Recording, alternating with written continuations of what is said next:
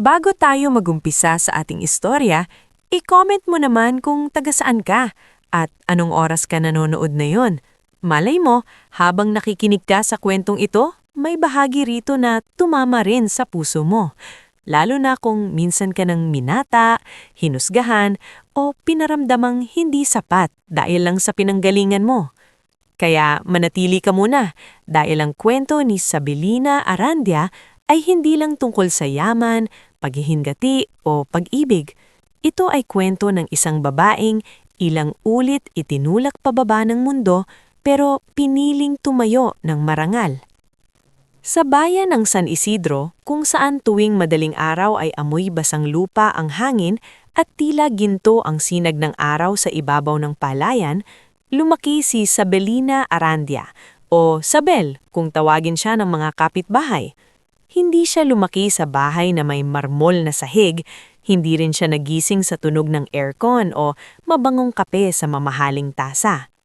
Ang unang tunog na nakasanayan niya ay tilaok ng manok, kaluskos ng dahon ng palay, at mahinang ubo ng kanyang ama na si Nicanor habang inaayos ang lumang araro sa gilid ng kanilang kubo. "Anak, huwag mong ikakahiya ang lupa," madalas sabihin ni Tatay Nicanor habang pinupunasan ng putik sa kanyang paa. "Diyan tayo kumukuha ng pagkain. Diyan galing ang buhay natin." Noong bata pa si Sabel, hindi niya lubusang nauunawaan kung bakit may mga taong tila mababa ang tingin sa kanila. Sa palengke, minsan naririnig niyang may mga bumubulong kapag kasama niya ang kanyang ama. "Ayan si Nicanor, magsasaka pa rin hanggang ngayon. Kawaway naman ang anak, maganda pa naman pero mukhang sa bukid lang din ang bagsak." Tahimik lang si Tatay Nicanor sa tuwing maririnig yon. Hindi siya sumasagot, hindi siya nakikipagtalo, pero napapansin ni Sabel kung paano bahagyang humihigpit ang hawak nito sa bayong nadala na para bang pinipigilan ng sakit na gustong kumalawa. Ang ina naman ni Sabel na si Felmira ay dating guro sa elementarya. Mahinahon itong magsalita, ngunit matalim ang pangaral kapag tungkol sa dangal. Sa gabi, habang kandila lang ang ilaw dahil madalas mawala ng kuryente sa kanilang lugar, tinuturuan niya si Sabel magbasa ng mga lumang libro. "Hindi sapat na mabait ka lang, anak," sabi ni Felmira habang inaayos ng kwaderno ni Sabel. "Kailangan marunong ka ring mag-isip dahil ang taong mapagmataas madalas umaasa sa apelido, pero ang taong may talino at prinsipyo, kayang tumayo kahit hubarin sa kanya ang lahat." Dinala ni Sabel ang mga salitang iyon hanggang sa kanyang paglaki. Sa eskwelahan, lagi siyang nangunguna. Kahit iisa lang ang pares ng sapatos niya, kahit tinatahi lang ni Nanay Felmira ang punit ng kanyang uniforme, hindi siya nagpatalo sa hiya. May mga kaklasing nangangasar sa kanya, lalo na ang anak ng may-ari ng rice mill na si Carmina Veloso. "Ay, Sabel, baon mo na namang kamote?" Pangangasar ni Carmina habang nakatingin sa maliit na lalagyan ng pagkain ni Sabel. Ngumiti lang si Sabel at sumagot, "Oo, tinanim namin to. Sigurado akong malinis." Nagtawanan ng ibang bata, hindi dahil napahiya si Sabel. Tumawa sila dahil hindi nila alam kung paano sasagutin ang batang mahirap pero hindi marunong yumuko. Lumipas ang mga taon. Nagtapos si Sabel ng kursong Business Administration sa tulong ng scholarship at sideline sa maliit na grocery sa bayan. Tuwing bakasyon, umuwi siya para tumulong sa bukid. Kahit may pinag-aralan na siya, hindi niya ikinakahiya ang paghawak ng itak, pagtatanim ng punla, o pagbubuhat ng sako. Para sa kanya, hindi kabawasan sa pagkababae ang marumihan ng kamay kung marangal naman ang dahilan. Sa kabilang mundo naman lumaki si Leandro Villacorta, si Leo, anak ng pamilyang kilala sa real estate, resort development at trading business. Ang kanilang bahay sa lungsod ay may malawak na hardin, 3 sasakyan sa garahe, at mga kasambahay na laging nakayuko kapag dumaraan ng kanyang ina na si Doña Marciana Villacorta. Sa mata ng marami, maswerte si Leo. Yaman, edukado, gwapo at tagapagmana ng isang malaking negosyo. Pero sa loob ng kanilang mansyon, madalas niyang maramdamang nakakulong. "Leandro, huwag kang masyadong mabait sa mga tauhan," laging paalala ni Doña Marciana. Kapag binigyan mo ng kuonting lambing ang mababang tao, aakyat sila sa ulo mo. Hindi iyon sinasagot ni Leo. Bata pa siya, alam niya na mahirap kontrahin ang ina. Si Marciana ang uri ng babaeng ngumiti man ay parang may sinusukat. Tinitimbang niya ang tao sa sapatos, relo, balat, edukasyon, apelido at koneksyon. Para sa kanya, may dalawang uri lang ng tao, ang kapantay nila at ang dapat manatili sa ibaba. Isang hapon, nagbunta si Leo sa San Isidro para tignan ang ilang lupain na pinaplano ng kanilang kumpanyang bilhin. Kasama siya dapat ng broker nilang si Orlino Ferrer, ngunit dahil sa aberya, nauna siyang bumiyahe. Sa gitna ng daan, biglang tumirik ang kanyang sasakyan.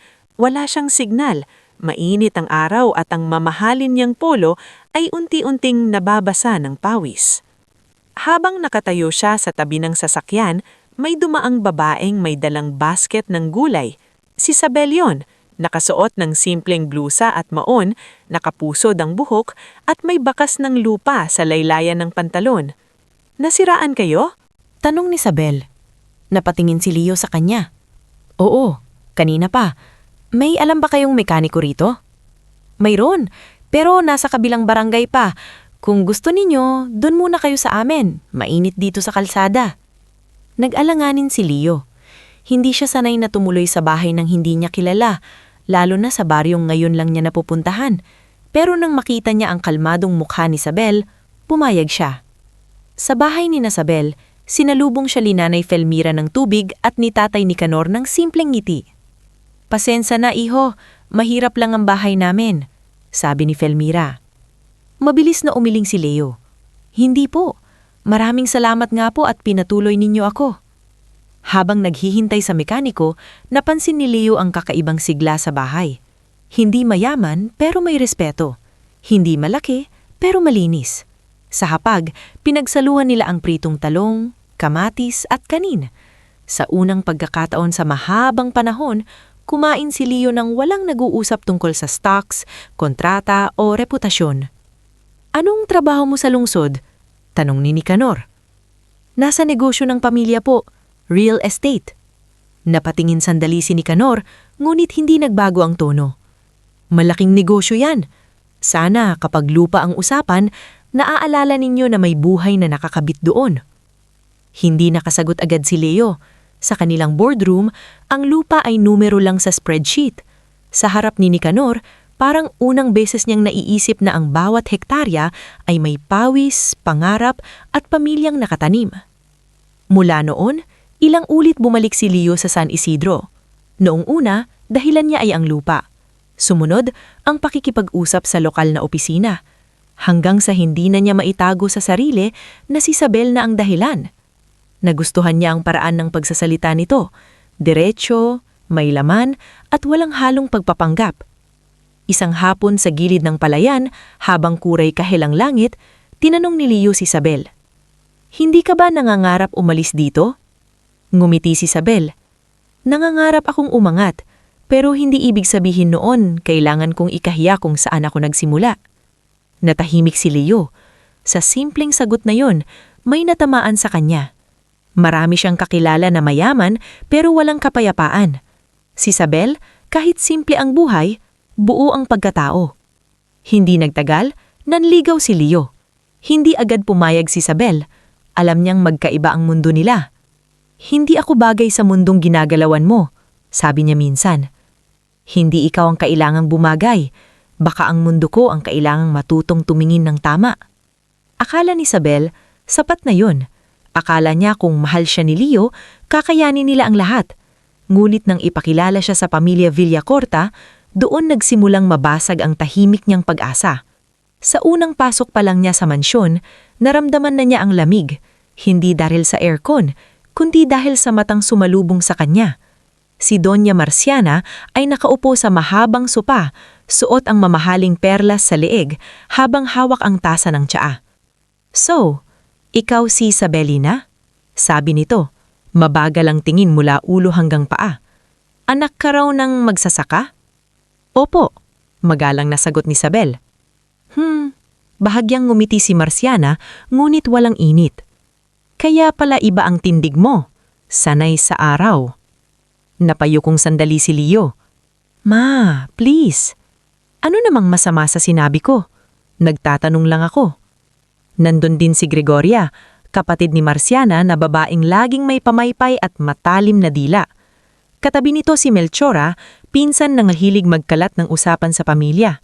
Sa gilid naman ng sala ay naroon si Aling Crisilda, matandang kasambahay na matagal nang naninilbihan sa mga Villacorta. Siya lang ang unang bigay ni Isabel ng maamong tingin. Upo ka, hiha, mahinang sabi. Pero bago pa makaupo si Isabel, nagsalita na naman si Marciana. Leandro, sigurado ka ba rito? Hindi biro ang pamilyang papasukin niya. Maraming makikita, maraming magtatanong. Huminga ng malalim si Isabel. Gusto niyang sumagot, ngunit pinili niyang manahimik. Naisip niya ang payo ng ina. Hindi lahat ng laban kailangang simulan sa sigaw. Nagpatuloy ang relasyon ni Leo sa Isabel sa kabila ng pagtutulong. Nang magpakasal sila, maliit lang ang seremonya. Hindi iyon ang pangarap na kasal ni Isabel, pero masaya siya dahil nandun ang kanyang mga magulang. Si tatay ni Canor ay tahimik na umiiyak habang hinahatid siya sa altar. Anak, bulong nito. Kahit saan ka makarating, huwag mong kakalimutan ng sarili mo. Hindi po, tay, sagot ni Isabel, pinipilang umiyak. Sa unang buwan ng pagsasama ni Isabel at Leo, sinubukan niyang maging mabuting manugang. Gumigising siya ng maaga, bumabati kay Doña Marciana, tumutulong sa charity events at nakikisama sa hapunan. Pero kahit anong gawin niya, laging may mali sa mata ng biyanang niya. Kapag simple ang suot niya, sasabihin ni Marciana, mukhang kasambahay. Kapag elegante naman, sasabihin, piliting-pilit, hindi nabibili ang breeding. Sa mga business dinner, madalas siyang hindi isinasama. Kapag may dumadating na bisita, ipinapakilala siya ni Leo ng may pagmamahal, pero sinasapawan agad ni Marciana. Asawa siya ni Leandro, sabi nito minsan. Tahimik lang siya kasi hindi siya sanay sa ganitong usapan. Napatingin si Isabel kay Leo. Umaasang magsasalita ito. Ngunit ngumiti lang si Leo ng pilit, halatang ayaw gumawa ng eksena. Doon unang naramdaman ni Isabel ang hapdi ng pagiging mag-isa, kahit may asawa. Sa kusina, madalas siyang kausapin ni Aling Crisilda. Ma'am Isabel, huwag niyo pong dibdibin lahat, sabi nito habang inaabot sa kanya ang mainit na salabat. Matagal nang ganyan si Donya. Akala niya ang halaga ng tao, pareho ng presyo ng alahas. Ngumiti ng malungkot si Isabel. Minsan po, naiisip ko, baka tama sila. Baka hindi talaga ako bagay dito. Mariing umiling si Aling Criselda. Hindi, hiha. May mga bahay lang talagang malaki pero makitid ang puso ng nakatira. May isa pang taong madalas makapansin sa lungkot ni Isabel. Si Benicio, ang driver ng pamilya. Tahimik itong lalaki. May asawa at 2 anak na pinag-aaral. Kapag inahatid niya si Isabel sa simbahan o palengke, madalas itong nagbibigay ng simpleng payo. Ma'am, nakita ko na po lahat ng klase ng mayaman, sabi ni Benicio minsan. May mayamang mabango ang damit, pero mabao ang ugali. May mahirap naman, pagod ang kamay, pero malinis ang puso. Kayo po, huwag kayong papatalo. Hindi alam ni Isabel kung tatawa o iiyak. Sa malaking bahay na iyon, ang mga taong itinuturing na mababa ang mas nakakakita sa tunay niyang halaga. Samantala, sa San Isidro, patuloy ang buhay ni Nicanor at Felmira. Hindi madalas magkwento si tatay ni Canor tungkol sa ginagawa niya. Ang alam lang ni Isabel, may mga kausap itong taga-kooperatiba, may ilang seminar tungkol sa bagong binhi, at may mga taong dumarating sa bahay nila para humingi ng payo. Minsan, kapag umuuwi si Isabel, napapansin niyang may bagong gamit sa bodega, may inaayos na maliit na opisina, at may mga truck na naglalabas-pasok ng sako. Tay, lumalaki na yata ang ginagawa ninyo biro ni Isabel. Ngumiti lang si Nicanor. Unti-unti lang anak. Ang palay, hindi naman tumataas sa isang gabi. Hindi na siya nagtanong pa. Akala niya, simpleng pag-unlad lang iyon ng kooperatiba. Hindi niya alam, sa likod ng tahimik na ngiti ng kanyang ama, may mga taon ng diskarte, sakripisyo at pakikipagsapalaran na unti-unting magbabago sa tingin ng mundo sa pamilyang Arandia. Sa mansyon ng Villacorta, patuloy namang kinakaya ni Isabel ang bawat araw. Tuwing haharap siya sa salamin, nakikita niya ang babaeng minsang malakas tumawa sa gitna ng palayan, ngayon ay natutuhong lunukin ang luha sa loob ng banyong may gintong gripo. Mahal niya si Leo, ngunit hindi niya maiwasang itanong sa sarili kung sapat ba ang pagmamahal kung wala namang tapang na ipagtanggol siya. Isang gabi, matapos ng isang hapunang muli na naman siyang napahiya, nadatnan siya ni Leo sa balkonahe. Isabel, mahina nitong tawag. Pasensya ka na kay Mama. Napatingin siya sa malayo. Leo, ilang beses mo nang sinabi yan. Alam ko. Pero bukas, mauulit na naman. Hindi nakasagot si Leo. Doon mas lalong lumalim ang katahimikan pagitan nila. Hindi pa wasak ang kanilang pagsasama, pero may lamat nang nagsisimulang gumapang. At sa bawat pangmamaliit na hindi nasasagot, sa bawat pagkakataong hindi siya ipinagtatanggol, unti-unting natutuhong si Isabel na may mga laban palang hindi dapat iniaasa sa iba. Hindi pa niya alam kung kailan darating ang araw na kailangan niyang tumayo sa harap ng buong pamilyang Villacorta. Hindi pa niya alam na darating ang isang imbitasyon na hindi ipapadala sa kanya. Isang reunion na sadyang magbubukas ng sugat at isang pagdating na magpapatahimik sa lahat ng dating tumawa. Sa mayon, siya muna si Isabelina Aranja Villacorta, anak ng magsasaka, asawa ng tagapagmana, manugang na minamaliit, at babaeng tahimik na nag-iipon ng lakas sa bawat luhang pinipigil niya. Bago tayo magpatuloy sa ikalawang bahagi ng ating istorya, i-comment mo muna kung taga saan ka at anong oras ka nanonood ngayon. Minsan habang nakikinig tayo sa kwento ng ibang tao, hindi natin namamalayan na parang sariling sugat pala ang naririnig natin. Kaya kung minsan ka na ring hindi isinama, hindi pinuli, o ipinaramdam sa'yo na hindi ka karapat-dapat dahil lang sa estado mo sa buhay, manatili ka muna. Dahil dito magsisimulang maramdaman ni Isabelina Aranja Villacorta na may mga sugat palang mas masakit kaysa sampal. Ang sugat ng tahimik na pagtaboy. Matapos ang gabing iyon sa balkonahe, kung saan tahimik na sinabi ni Isabel kay Leo na paulit-ulit na lang ang paghingi nito ng tawad, ngunit walang nagbabago, mas naging mabigat ang bawat araw sa loob ng mansyon ng mga Villacorta. Hindi sila nag-away ng malakas. Walang basag na florera, walang sigawan, walang dramatikong pag-alis. Ngunit may katahimikan na unti-unting lumalawak sa pagitan nilang mag-asawa. Parang lamat sa salamin na sa umpisa ay maliit lang, pero kapag hindi inalagaan ay tuluyan ng kakalat. Tuwing umaga, pareho pa rin ang ayos ng bahay. Nagniningning pa rin ang sahig, maayos pa rin ang kurtina. Tahimik pa rin naghahain si Aling Crisilda ng almusal habang si Benicio ay naghihintay sa labas para ihatid kung sino man ang may lakad. Pero para kay Isabel, iba na ang pakilamdam. Ang dating bahay na pilit niyang tinanggap bilang tahanan ay lalo lamang naging parang entablado kung kailangan niyang pagtiisan, kung saan bawat kilos niya ay pinupunta, bawat pananamit niya ay hinuhusgahan, at bawat pananahimik niya ay ginagamit laban sa kanya.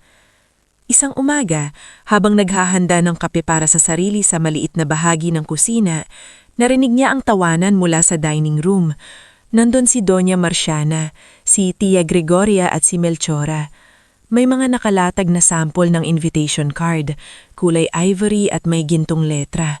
Sa unang tingin pa lang ay alam ni Isabel na may malaking okasyon.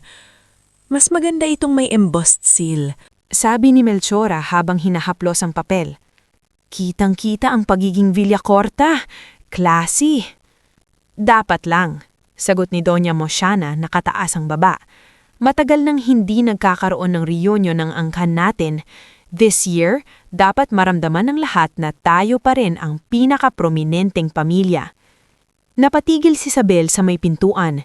Hindi niya sinasadyang makinig, ngunit nang marinig niya ang salitang reunion, biglang kumabog ang dibdib niya. reunion, pamilya, angkan. Kung asawa siya ni Leo, bahagi rin ba siya roon? O tulad ng dati, magiging anino na naman siya? Lumapit siya ng marahan at pilit na ngumiti. Magandang umaga po. Napatingin sa kanya ang tatlo. Saglit na tumahimik ang paligid. Good morning. Malamig na sagot ni Doña Marciana. Hindi nito itinago ang invitation cards, sa halip ay inayos pa sa mesa na parabang may bagay na nangyayari ngunit hindi siya kasama. May okasyon po ba? Mahinang tanong ni Isabel. Si Tia Gregoria ang unang ngumisi. Family reunion, malaking pagtitipon, maraming kilalang tao, mga kamag-anak namin galing abroad, mga investor, mga dating kaibigan ng pamilya. Tumanggo si Isabel.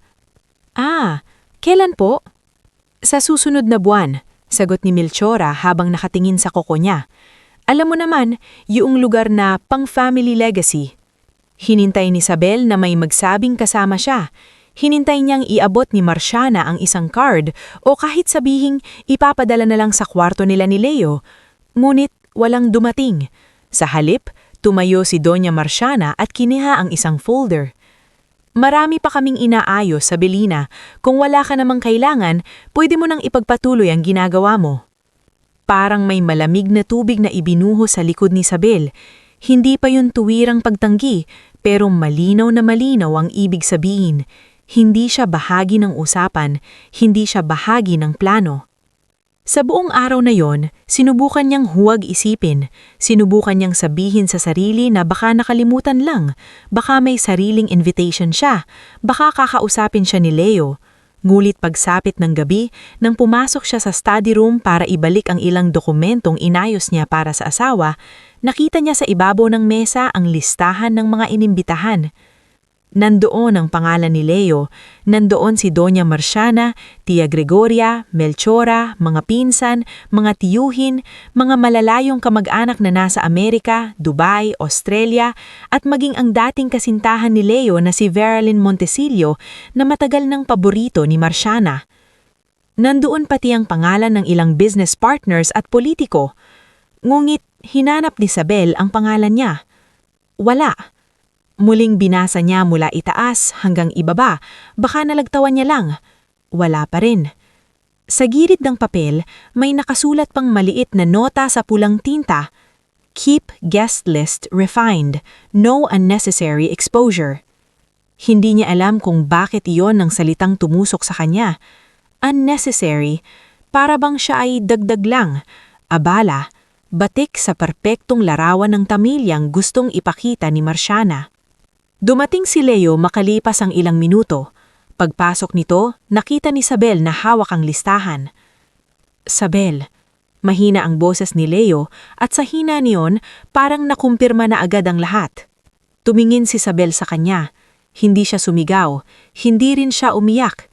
Mas nakakatakot ang katahimikan niya. Hindi ako invited? Lumapit si Leo. Kakausapin ko sana si Mama. Kailan? Kapag tapos na ang reunion? Hindi ganon. Kung hindi ko nakita to, sasabihin mo ba sa akin? Hindi agad nakasagot si Leo at minsan ang hindi pagsagot ang pinakamasakit na sagot. Huminga ng malalim si Isabel. Ano ang dahilan? Napapikit si Leo saglit. Sabi ni Mama, family bloodline lang muna daw para wala masyadong issue sa mga matatandang kamag-anak. Napatawa si Isabel pero walang saya. Family bloodline? Asawa ko, Leo. Apelido mo ang dala ko. Pero kahit iyon pala ay hindi sapat para ituring akong pamilya? Isabel, please, ayokong masaktan ka. Pero hinayaan mong mangyari. Tumama yun kay Leo. Napayuko siya, hawak ang gilid ng mesa na parang kailangan niya iyon para hindi bumigay. Hindi na humaba ang pag-uusap nila. Umalis si Isabel sa study room at diretso sa kanilang kwarto. Doon niya unang hinayaan na pumatak ang luha, ngunit walang hikbit. Tahimik lang. Dahil minsan, kapag sobrang lalim ng sakit, hindi na ito lumalabas ng malakas. Tumutulo na lang ito na parang pagod na rin. Kinabukasan, Mas lalo pang lumala ang bigat sa dibdib niya nang marinig niyang mismo si Doña Marciana sa sala habang kausap sa telepono si Veralyn. Oo, Hiha, syempre pupunta ka. Ikaw ang bagay sa ganitong pagtitipon. Alam mo naman ang pamilya natin, sanay sa refinement. Saglit itong tumawa, pagkatapos ay bumaba ang boses, ngunit sapat pa rin para marinig ni Isabel mula sa hallway. Hindi namin isasama si Sabilina. Anak ng magsasaka iyon. Mapapahiya lang tayo kapag nakita ng mga bisita. Hindi ko hahayaang maging usap-usapan na dinala ni Leandro ang babaeng amoy probinsya sa reunion ng mga Villacorta. Nanigas si Isabel sa kinatatayuan niya. Hindi niya alam kung ilang segundo siyang hindi nakahinga. Ang mga salitang iyon ay hindi na simpleng pangmamaliit, hindi na biro, hindi na palusot. Iyon ay malinaw na pagtataboy. At sa unang pagkakataon, naramdaman niyang may bahagi sa sarili niyang hindi na nasaktan lang. May bahagi sa sarili niyang nagising. Hindi siya pumasok sa sala. Hindi niya hinarap si Marciana. Hindi rin niya hinanap si Leo. Sa halip, dahan-dahan siyang bumalik sa kwarto, kumuha ng maliit na maleta at naglagay ng ilang damit. Walang engranding eksena. Walang paalam sa buong bahay. Nadatnan siya ni Aling Crisilda sa pasilyo, hawak ng tray ng tsaa. Ma'am Sabel, nag-aalalang tawag nito. Aalis po kayo? Tumigil si Sabel at pilit na nungumiti. Uuwi lang po muna ako sa amin, Aling Crisilda. Napansin ng matanda ang namumugto niyang mata. Ibinaba nito ang tray sa maliit na mesa at marahang hinawakan ng kamay ni Sabel. Hiha, minsan kailangan mo nang lumayo para marinig mo ulit ang sarili mong tinig. Doon muntik nang bumigay si Isabel. Ngunit pinigil niya. Yumakat siya ng mahigpit kay Aling Crisilda. Salamat po, kayo lang yata ang nakakaalala na tao rin ako dito. Nang lumabas siya, si Benicio ang nasa tabi ng sasakyan. Wala itong tinanong nang nakita ang maleta. Binuksan lang nito ang pinto. Saan po tayo, ma'am? Sa terminal na lang, Benicio. Uuwi ako sa San Isidro. Saglit siyang tinignan ni Benicio sa rearview mirror. Sigurado po kayo? Oo. Tahimik ang biyahe. Ngumit bago siya bumaba, nagsalita si Benicio. Ma'am Sabel, hindi po kayo maliit. Maliit lang po ang tingin nila. Doon tuluyang napapikit si Sabel. Sana maalala ko yan, Benicio. Hindi niyo po kailangang maalala lagi. Balang araw, sila ang makakaalala. Umuwi si Isabel sa San Isidro nang walang abiso. Pagdating niya sa lumang daan papunta sa kanilang bahay, nagulat siya. Ang dating baku-bakong kalsada ay simentado na. Ang dating maliit na bodega ng palay ay napalitan ng mas maayos na facility. May mga truck na may nakasulat na Arandia Harvest Cooperative. May mga manggagawang nakasuot ng uniforme, may maliit na opisina, at may ilang magsasaka na nakapila para sa meeting. Nahunti siya sa gate. Gate? Noon wala namang gate ang bahay nila, kahoy lang at alambre. Ngayon, simpleng bakal ang nakatayo roon. Sabel, napalingon siya. Si Nanay Felmira iyon. Medyo tumanda na ang muka, ngunit mailiwalas pa rin ang mga mata. Yunakap siya nito ng mahigpit. Anak, bakit hindi ka nagsabi? May nangyari ba? Sa yakap ng ina, doon bumigay ang dibdib ni Isabel. Hindi niya sinabi agad ang lahat. Umiyak muna siya. Umiyak siya hindi bilang asawa ng tagapagmamana, hindi bilang manugang ng Villacorta, kundi bilang anak na pagod ng pagpanggap na kaya pa. Maya-maya, dumating si Tatay Nicanor mula sa bagong opisina. Nakasuot pa rin ito ng simpleng polo, ngunit iba na ang tindig. Hindi na iyon ang magsasakang laging pagod at may alalahanin sa utang. May respeto ang taong bumabati sa kanya. Sir Nicanor, bukas na lang po natin ituloy ang meeting, sabi ng isang empleyadong si Oryx Di Malanta, ang operations manager ng cooperative. Tumanggi si Nicanor. Sige Oryx, unahin ko muna ang anak ko. Napatingin si Isabel sa ata. Tay, ano po itong lahat? Ngumiting mahina si Nicanor. Mahabang kwento anak. Sa hapag noong gabing iyon, doon unti-unting nalaman ni Isabel ang katotohanan. hindi na pala maliit na kooperatiba ang pinapatakbo ng ata niya. Sa loob ng maraming taon, habang tinitiis niya ang pangwamaliit ng Villacorta, tahimik namang nagsikap si Nicanor. Nagsimula ito sa pagsama-sama ng 10 magsasaka para hindi na sila malugi sa middleman. Sumunod ang organic rice brand. Pagkatapos ay nakipagsosyo sila sa isang agricultural innovation company na pinapamunuan ng isang engineer na si Mael Obregon na tumulong gumawa ng mas matibay na binhi at mas maayos na irrigation system. "Bakit hindi niyo sinabi sa akin?" tanong ni Isabel, halong pagtataka at tampo. "Dahil ayokong isipin mong kailangan mong maging mayaman para magkaroon ng halaga," sagot ni Nicanor. "Gusto kong matutunan mo muna na buo ka kahit wala ang lahat ng ito." Hindi alam ni Isabel kung ano ang mararamdaman. Habang siya ay tinatawag na anak ng magsasaka, parang insulto iyon, ang ata niya pala ay unti-unting nagtatayo ng negosyo na binibigay buhay sa daan-daang pamilya. Mas malaki ang revelasyon ng sumunod. Ipinakita ni Nicanor ang ilang dokumento. Kasama doon ang mapa ng mga lupaing binili at pinorotektahan ng kooperatiba. Mga lupaing dating gustong bilhin ng mga laking developer. Kabilang doon ang malawak na bahagi ng lupang target ng Villacorta Group para sa bagong resort expansion. "Tay!" halos pabulong na sabi ni Isabel. "Ito ba yung project ni na Leo?" Tumanggo si Nicanor. "Hindi ko binili para gantihan sila. Binili namin para hindi mapalaya sa mga magsasaka.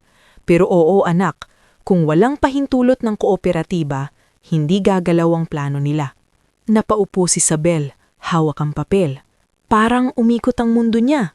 Ang pamilyang matagal na tumingin sa kanya bilang mababa, palaasa at kahiyaan ay maaaring nakadepende pala sa desisyon ng pamilyang kanilang minamaliit. Ngulit hindi iyon ang pinaka nagpabigat sa dibdib niya. Ang mas tumama sa kanya ay ang mukha ng ama. Walang galit, walang yabang, walang kasiyahang makaganti. Tanging katahimikan ng taong alam ang bigat ng pinagdaanan. Kinabukasan, isinama ni Nicanor si Isabel sa paligid ng kanilang pasilidad. Nakita niya ang mga babae sa livelihood center na gumagawa ng rice-based products. Nakita niya ang mga batang anak ng magsasaka na nag-aaral sa maliit na library. Nakita niya si Dr. Mirabeth Soriano, isang agronomist at community health volunteer na nagpapaliwanag sa mga magsasaka tungkol sa soil testing. "Ma'am Isabel," bati ni Dr. Mirabeth, "matagal na kayong kinikwento ni Sir Nicanor. Sabi niya, kayo raw ang pinakamatalinong tanim niya." Napangiti si Isabel sa kabila ng lungkot. "Tanim talaga?" Tumawa si Nicanor. "Oo. Ikaw ang hindi ko kailanmang hinayaang malanta." Sa mga sumunod na araw, nanatili si Isabel sa San Isidro. Hindi muna siya bumalik sa mansyon. Tumatawag si Leo, ngunit hindi niya agad sinasagot. Hindi dahil ayaw niya itong kausapin, kundi dahil sa unang pagkakataon, nais muna niyang marinig ang sariling boses bago ang paliwanag ng iba. Isang hapon, habang nakaupo sila ni Nicanor sa tabi ng palayan, may tunog na dumating mula sa malayo. Akala ni Isabel ay truck. Ngunit nang tumingala siya, nakita niya ang isang helicopter na dahan-dahang lumapat sa malawak na bahagi ng lupa malapit sa pasilidad. Nanlaki ang mata niya. "Tay, kanino yan?" Kalmadong sumabot si Nicanor. "Sa atin." Hindi agad nakaimik si Isabel. "Ginagamit natin yan sa farm inspections, emergency transport kapag baha, at pagdadala ng urgent supplies. Binili ko dahil may gamit. Pero ngayon, may isa pa akong gamit na naiisip." Napatingin si Isabel sa kanya. Lumapit si Nicanor at inibaw ang maliit na folder. Nasa loob ang papeles ng chopper bilang corporate asset na maaari niyang gamitin bilang executive representative ng kooperatiba. "Anak, hindi kita pinapapunta sa reunion na iyon para magyabang. Pupunta ka roon kung gusto mo, para ipaalala sa kanila na mali ang sukatan nila ng tao. Pero desisyon mo yun, hindi kita pipilitin." Matagal na tinignan ni Isabel ang chopper. Sa isip niya, bumalik ang boses ni Doña Marciana. "Mapapahiya lang tayo." Bumalik ang listahang walang pangalan niya. Bumalik ang katahimikan ni Leo. Ngulit kasabay niyon, narinig din niya ang boses ni Benicio. Hindi po kayo mali. Maliit lang po ang tingin nila. Kinuha ni Isabel ang folder. Hindi siya numingiti ng malaki. Hindi rin siya nagdiwang. Ngulit sa unang pagkakataon matapos ang maraming taon, tumuwid ang kanyang likod na parang may bigat na natanggal. Tay, kung pupunta ako, hindi para ipakitang mas mayaman tayo. Tumanggo si Nicanor. Alam ko. Pupunta ako para ipakita na hindi nila ako pwedeng burahin kung kailan nila gusto. Sa malayo, umiihip ang hangin sa palayan. Ang dating batang tinatawanan dahil kamote ang baon, ang dating dalagang sinukat sa amoy ng lupa, ang dating manugang na hindi isinama dahil kahiyaan daw, ay unti-unti nang bumabalik sa sarili. At sa darating na reunion ng mga Villacorta, hindi pa alam ni Doña Marciana na ang babaeng pinili niyang hindi imbitahan ang siyang darating na may dalang katotohanang hindi kayang tabunan ng apelyido, perlas o gintong imbitasyon. Bago tayo magpatuloy sa ikatlong bahagi ng ating istorya, i-comment mo muna kung taga saan ka at anong oras ka nanonood ngayon. Sa puntong ito ng kwento, hindi na ito basta tungkol sa isang babaeng hindi inimbitahan.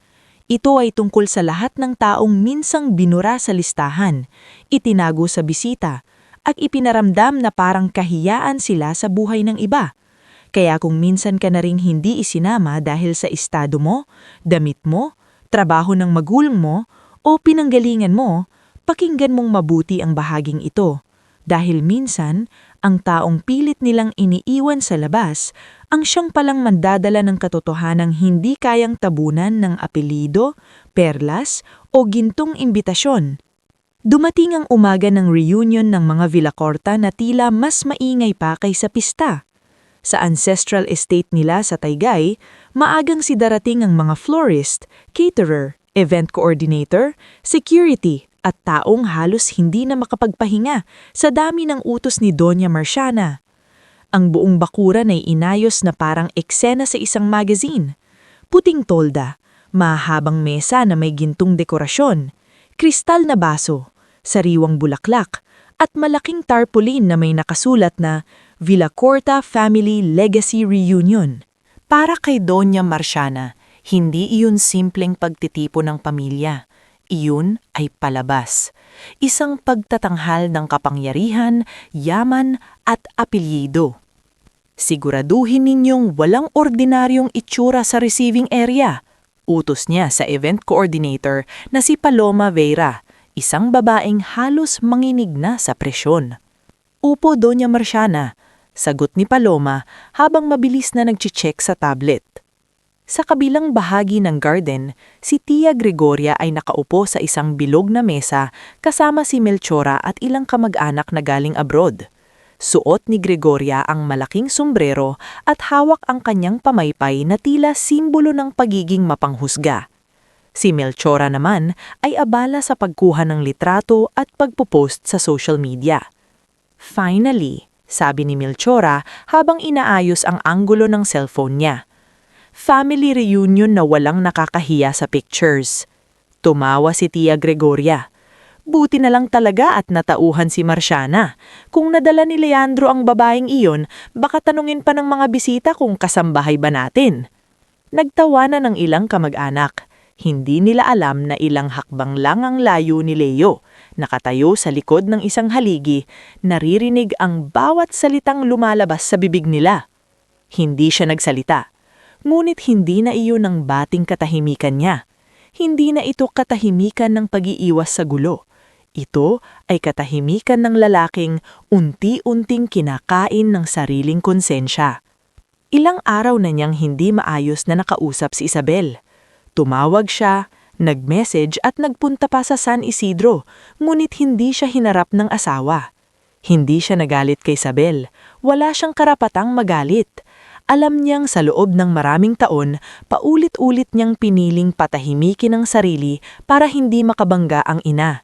At sa bawat panananahimik niya, si Isabel ang nasasaktan. Leandro? Napalingon siya. Si Veralyn Montesilio ang lumapit. Eleganteng nakasuot ng emerald green dress. Maganda, pino ang kilos at halatang sanay sa ganitong pagtitipon. Siya ang babaeng laging sinasabi ni Marciana na bagay dapat kay Leo. "You look troubled," sabi ni Veralyn, kunwaring may pag-aalala. "Still thinking about your wife?" Tinignan siya ni Leo ng diretso. "Hindi siya bagay. She is my wife. Natural lang." Bahagyang natigilan si Veralyn, ngulit ngumiti pa rin. "I didn't mean anything. It's just, your mother only wants what's best for you." Hindi ibig sabihin noon tama ang ginagawa niya. Bago pa makasagot si Veralyn, tinawag na sila ni Doña Marciana mula sa main hall. Magsisimula na ang programa. Nagtipon ng mga bisita sa harap ng stage. May live string quartet, may host, at may malaking screen na nagpapakita ng lumang larawan ng pamilya Villacorta. Mga ninuno, negosyo, lupa, gusali, at mga ceremonial ribbon cutting. Tumayo si Doña Marciana sa entabla. Palakpakan ang sumalubong sa kanya. Nakangiti siya, buo ang tindig, parang reyna ng mundong matagal niyang pinaniniwalaang kanya. "Mga minamahal kong kamag-anak, kaibigan, at kasosyo. Ngayong araw, ibinagdiriwang natin hindi lang ang dugo ng pamilyang Villacorta, kundi ang pamana ng dangal, sipag at mataas na pamantayan." Sa salitang dugo, napayuko si Leo. Alam niya kung para kanino ang patutsyadang iyon. Para kay Isabel. Para sa babaeng hindi nila tinanggap dahil hindi kapantay ang pinanggalingan. Nagpatuloy si Marciana. "Sa mundong madaling magbago, mahalagang alalahanin natin kung sino tayo. Hindi lahat ay maaaring maging bahagi ng pamilyang ito. Ang pangalan ng Villacorta ay kailangang protektahan." May ilang pumalakpak, may ilang tumango. Si Tia Gregoria ay halos mapaluha sa tuwa. Si Melchora naman ay nagre-record, siguradong maganda ang caption niya mamaya.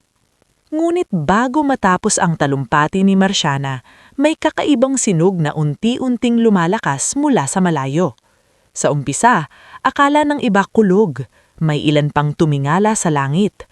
Ngunit habang lumalapit ang sinog, nagsimulang gumalaw ang mga bulaklak sa mesa. Lumipad ang ilang napkin, nagsimulang takpan ng mga bisita ang buhok. Ang sinog ng rotor ay lalong lumakas hanggang sa halos hindi na marinig ang boses ng host. "Anong nangyayari?" sigaw ni Melchora. "May helicopter," sabi ng isang bata. Naggagulo ang mga tao sa garden. Ang security team ay nagtakbuhan papunta sa malawak na damuhan sa gilid ng estate. Si Doña Marciana na nasa entabla pa rin ay napatigil. Sumangot siya, halatang naiirita. "Paloma," tawag niya sa event coordinator na si Paloma Vera. Isang babaeng halos manginig na sa presyon. "Donya, wala po akong alam na helicopter arrival." Lalong lumakas ang hangin. Dahan-dahang bumaba ang itim at pilak na private chopper sa gitna ng damuhan. May logo sa gilid, Arandia Harvest Cooperative. Ilang bisita ang napaatras, ang iba namay naglabas ng cellphone para mag-video.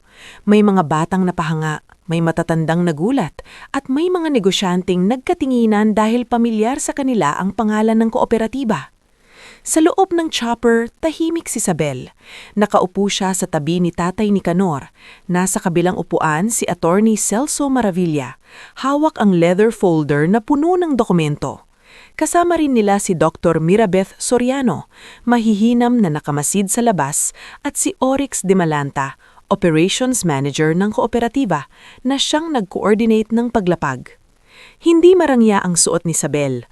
Wala siyang makapal na alahas o labis na palamuti. Suot niya ang isang puting damit na simple ngulit elegante. May maliit na burdam uhay ng palay sa manggas. Disenyo ni Nanay Felmira at tinahi ng mga kababaihan sa Livelihood Center. Ang buhok niya ay maayos na nakatali at ang mukha niya ay kalmado. Ngulit sa likod ng kalmadong iyon ay ang bigat ng ilang taong panananahimik. "Handa ka na ba, anak?" tanong ni Nicanor habang papatay ang makina. Tumingin si Isabel sa labas. Nakita niya ang estate. Nakita niya ang mga taong minsang tumingin sa kanya na parang alikabok sa sahig. Nakita niya si Doña Marciana sa malayo, nakatayo na parang hindi makapaniwala. Huminga ng malalim si Isabel. Hindi ko alam kung handa ako, Tay. Pero alam kong matagal na akong dapat tumayo. Tumanggo si Nicanor. Tandaan mo, hindi tayo pupunta rito para manakit. Pupunta tayo rito para sabihin ng totoo. Bumukas ang pinto ng chopper. Unang bumaba si Oryx, pagkatapos si Dr. Mirabeth. Sumunod si Attorney Celso, formal at seryoso. Nang bumaba si Nicanor, may ilang negosyante sa crowd ang biglang nagbubulungan. Si Nicanor Aranja ba yan? Siya iyong may hawak ng Aranja Harvest. Sila ang may majority control sa San Isidro Land Corridor, hindi ba? Akala ko maliit na kooperatiba lang yon. At nang bumaba si Isabel, tila huminto ang hangin. Nakita siya ni Leo. Sa sandaling iyon, wala siyang ibang narinig. Hindi ang bulunggan, hindi ang helicopter, hindi ang gulat ng bisita. Ang nakita lang niya ay ang asawa niyang matagal niyang hindi na ipagtanggol. Ngayon ay nakatayo sa harap ng lahat nang hindi na naghihintay na may bigyan siya ng puwang. Siya mismo ang gumawa ng puwang. Sabel, bulong ni Leo, halos hindi lumabas ang boses. Si Doña Marciana naman ay nanigas. Ang babaeng sinadya niyang burahin sa guest list ay hindi lang dumating. Dumating ito sa paraang hindi niya kayang ipaliwanag, hindi niya kayang pigilan, at lalong hindi niya kayang maliitin. Lumapit ang security, ngulit pinigilan sila ng isa sa mga bisitang negosyante na si Renato Zaldua, isang matandang investor na dating nakatrabaho si Nicanor sa agricultural logistics. Sandali, sabi ni Renato. Kilala ko sila, si Mr. Aranja yan. Napalunok si Marciana. Mr. Aranja? Lumapit si Renato kay Nicanor at nakipagkamay. Nicanor, hindi ko inaasahang darating ka rito. Magalang nang ngumiti si Nicanor. Hindi rin po sana ako dadalo, Renato, ngulit may kailangang ituwid. Narinig iyon ng mga taong malapit. Mas lumakas ang bulungan. Si Tia Gregoria na kanina'y malakas tumawa ay tila natuyuan ng laway. Hindi ba siya iyong ama ng babaeng asawa ni Leandro? Si Melchora, hawak pa rin ng cellphone, ay hindi alam kung itutuloy ang pagre-record o itatago ang sarili. Bakit may helicopter sila? Si Veralyn ay tahimik, ngulit halatang hindi komportable. Sa buong buhay niya, nasanay siya ang ipinagmamalaki sa ganitong pagtitipon. Ngayon, kahit ayaw niyang aminin, si Isabel ang nasa gitna ng lahat. Dahan-dahang lumakad si Isabel papunta sa main garden. Hindi siya nagmamadali, hindi siya nakayuko. Sa bawat hakbang, tila bumabalik sa kanya ang bawat gabi na umiiyak sa balkon niya, bawat hapunang hindi siya ipinakilala ng tama, bawat tingin na nagsasabing hindi siya nararapat. Huminto si Isabel sa harap ni Doña Marciana. Ilang sandali silang nagkatitigan. Si Marciana ang unang nagsalita, pilit na ibinabalik ang otoridad sa boses. Sabelina, anong ibig sabihin nito? Hindi namin ka inaasahan. Mahinang ngumiti si Isabel, ngunit walang lambot ang mga mata. Alam ko po, hindi naman niyo ako inimbitahan. May ilang napasinghap. Si Leo ay napapikit dahil sa wakas ay narinig ng lahat ang katotohanang matagal niyang kinatataksan. Nagpigil si Marciana. This is a private family event. Pamilya? Tanong Isabel. Ilang taon niyong tinawag na bahagi ng pamilya kapag kailangan niyo akong manahimik. Pero kapag may bisita, kapag may larawan, kapag may pagtitipon, bigla akong nagiging hindi bagay. Namula ang face ni Marciana. Huwag kang gumawa ng eksena. Eksena? Huminga ng malalim si Isabel. Hindi po ako ang gumawa ng eksena, Doña Marciana. Kayo ang gumawa nito nung pinili niyong sukatin ang halaga ng tao base sa pinanggagalingan niya. Lumapit si Leo. Sabel. Tumingin si Sabel sa kanya. Hindi galit, ngunit masakit. Leo, hayaan mo muna akong magsalita. Ilang taon akong nanahimik. Napaatras si Leo. Tumango siya, luha ang namumuo sa mata. Sige. Doon humarap si Isabel sa lahat. Tahimik ang buong garden, kahit ang mga kasambahay ay napahinto sa ginagawa. Si Aling Crisilda na nasa gilid ng catering area napaiyak nang makita ang dating alagang manugang na sa wakas ay nakatayo para sa sarili. Hindi ako pumunta rito para magyabang. sabi ni Isabel. Hindi ako pumunta rito para ipamukha na may helikopter ang pamilya namin dahil alam ko kung ano ang ibig sabihin ng hirap. Alam ko ang amoy ng putik sa paa ng tatay ko pag uwi niya mula sa bukid. Alam ko ang lasa ng kamote kapag iyon lang ang kaya naming baunin. Alam ko ang kaba kapag may bagyo at hindi mo alam kung may aanihin pa kinabukasan. Natahimik ang lahat. Pero ang hindi ko alam, pagpapatuloy niya, nanginginig na ang tinig ngunit malinaw pa rin, ay kung kailang naging kahihiya ng pagiging anak ng magsasaka. Kung kailang naging mababa ang taong nagtatanim para may kanin sa mesa ninyo. Kung kailang naging sukatan ng dangal ang apelyido, damit, at kung gaano kamahal ang imbitasyon. Doon tumingin si Isabel kay Doña Marciana. At sa boses na hindi sumigaw, ngulit tumagos hanggang buto, sinabi niya, "Sinong mahirap?" Walang gumalaw. "Sinong mahirap, Doña Marciana?" Ulit niya, mas mariin. "Ako ba, dahil anak ako ng magsasaka? Ang tatay ko ba dahil marumi ang kamay niya sa lupa? O ang pusong hindi marunong respeto sa taong mas mababa ang tingin ninyo?" Napahawak si Melchora sa lamesa. Si Tia Gregoria ay napayuko. Ang ilang bisita ay hindi makatingin kay Marciana. Ang dating palakpakan para sa pangalan ng Villacorta ay napalitan ng katahimikan na mas mabigat kaysa sigaw. Doon lumapit si Attorney Celso. Hindi siya nagtaas ng boses. Binuksan lang ang folder. "Doña Marciana, Mr. Leandro Villacorta at mga kinatawan ng Villacorta Group. Narito kami hindi lamang dahil sa personal na usapin. Narito kami dahil may legal at business matter na kailangang malinawan. Ang Arandia Harvest Cooperative sa pangunguna ni Mr. Nicanor Arandia ang kasalukuyang may hawak ng majority ownership at community development rights sa San Isidro Land Corridor na bahagi ng proposed resort expansion project ng Villacorta Group." Parang may malamig na hangin na dumaan sa buong pagtitipon. Napalingon si Marciana kay Leo. Anong sinasabi niya? Si Leo, halatang nabigla rin sa kabuuan, ay hindi agad nakasagot. Alam niyang may problema sa land acquisition, ngunit hindi niya alam na ang pamilyang Arandia pala ang nasa likod ng kooperatibang hindi nilang mabali. Nagpatuloy si Attorney Celso. Ibig sabihin, anumang expansion plan na sasakop sa lupaing iyon ay hindi maaaring itulay ng walang formal na pag-uusap, pahintulot at kasunduang pumoprotekta sa mga magsasaka na naninirahan at nagtatrabaho roon.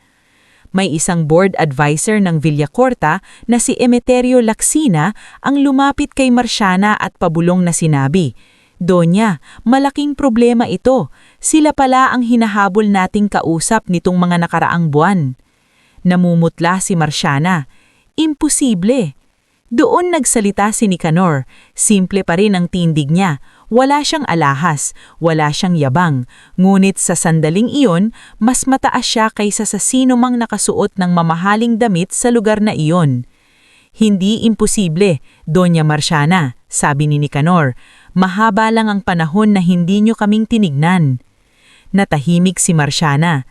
Nagpatuloy si Nicanor. "Hindi kami narito para sirain ang negosyo ninyo.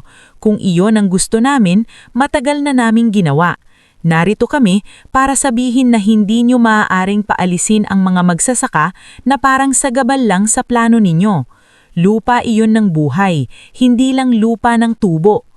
Si Dr. Mirabeth ay lumapit din at naglatag ng proposal. May alternative development plan ang kooperatiba. Kung nais makipagtulungan ang Villacorta Group, maaaring gumawa ng community-based agritourism model na hindi magpapalayas sa residente. Pero kung sapilitan, haharapin namin ito sa korte. Ang mga bisita, lalo na ang mga negosyante, ay nagbulong-bulong. Ang iba ay humanga. Ang iba ay natakot. Ang ilan ay unti-unting lumayo kay Marciana, para bang ayaw madamay sa pagbagsak ng imaheng, kaina lang ay ipinagmamalaki. Sa gitna ng lahat, lumapit si Leo kay Isabel. Hindi niya hinawakan agad. Alam niyang wala siyang karapatan na basta abutin ito. "Isabel," sabi niya, basag ang boses. Patawad, hindi dahil dito, hindi dahil sa nalaman ko. Patawad dahil hinayaan kitang mag-isa sa sarili kong pamilya. Tumingin si Isabel kay Leo. May luha sa mga mata niya, ngunit hindi iyon luha ng pagkatalo. Leo, hindi ko kailangan ng tawad na sinasabi lang kapag maraming nakatingin. Kailangan kong makita kung kaya mo nang tumayo kahit wala nang pumapalakpak sa'yo. Tumango si Leo. Tinanggap ang sakit ng sinabi nito. Gagawin ko. Hindi sumagot si Isabel.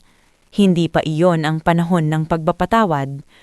Si Doña Marciana naman ay hindi nakaluhod sa lupa, ngunit sa itsura niya, parang gumuho na ang mundong kinatatayuan niya. Ang reunion na inihanda niya para ipakita ang taas ng Villacorta ay naging araw na nakita ng lahat ang liit ng kanyang puso. Ang babaeng hindi niya inimbitahan ang siyang naging sentro ng katotohanan. Ang magsasakang minura niya sa isip ang may hawak palang susi sa pinakamalaking proyekto ng kanilang kumpanya. Bago umalis si Isabel, tumingin siya muli kay Marciana. Hindi ko hinihingi na tanggapin ninyo ako ngayon dahil sa totoo lang, hindi ko na kailangang magmakaawa para mapabilang.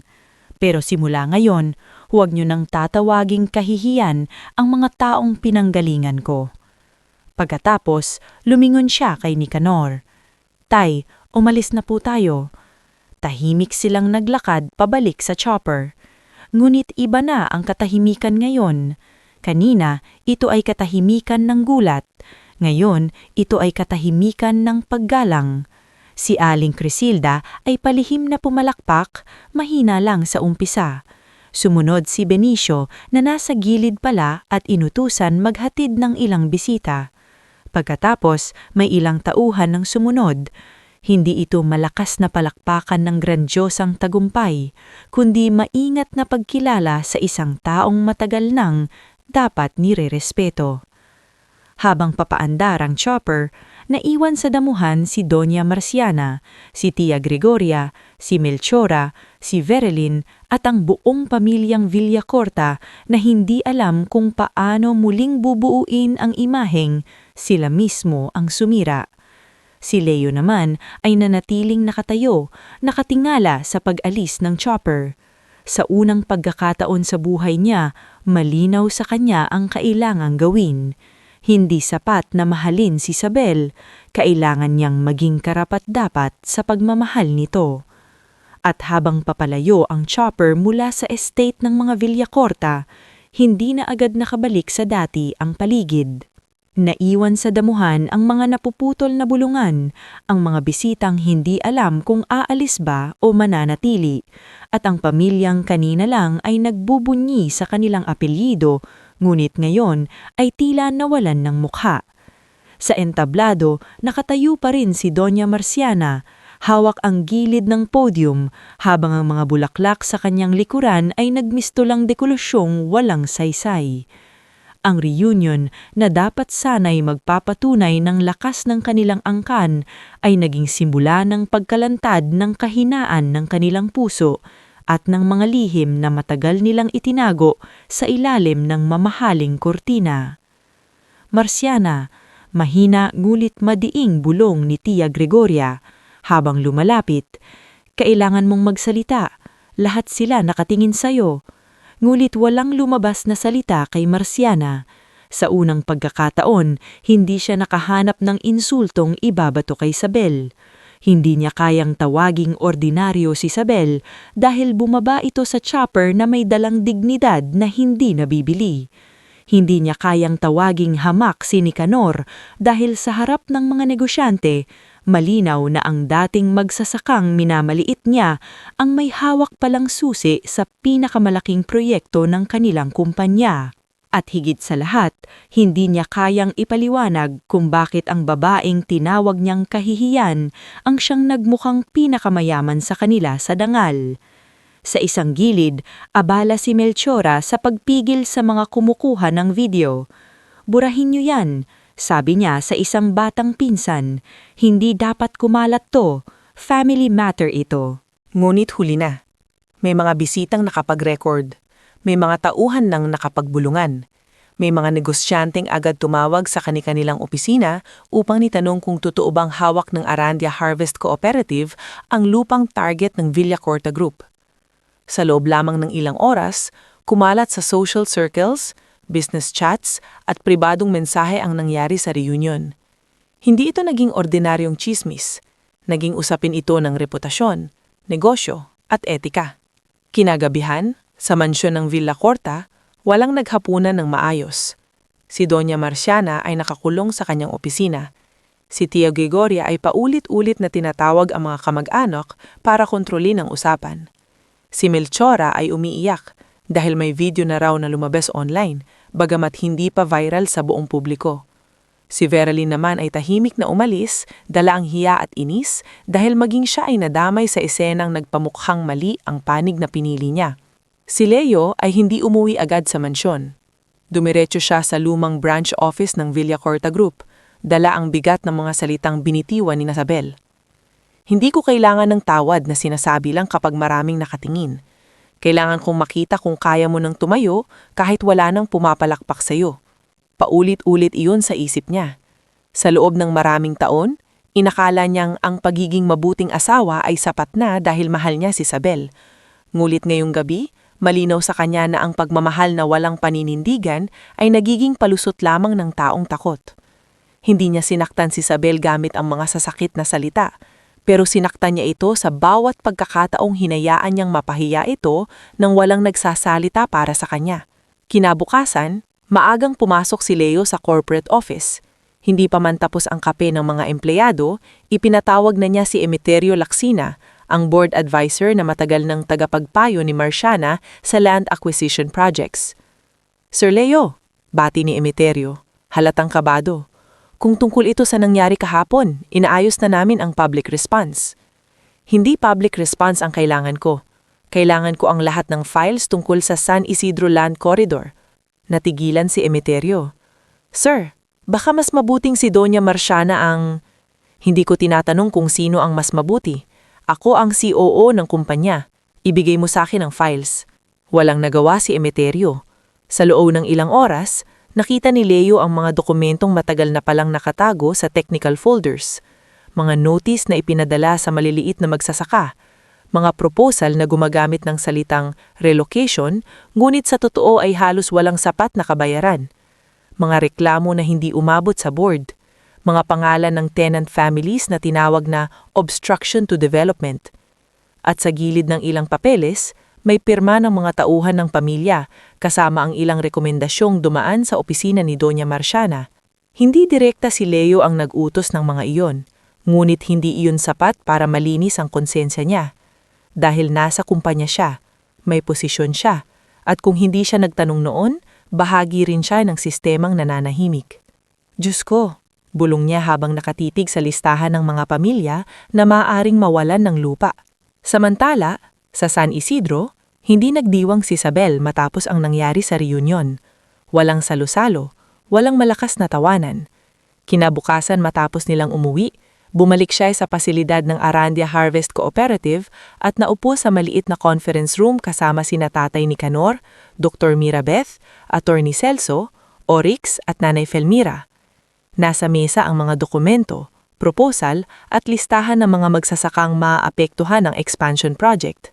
Anak, alam kong napagod ka kahapon. Pwede kang magpahinga muna, sabi ni Nicanor habang tinitignan siya. Umiling si Isabel. Matagal akong nagpahinga sa katahimikan, Tay. Ngayon gusto kong may gawin ako.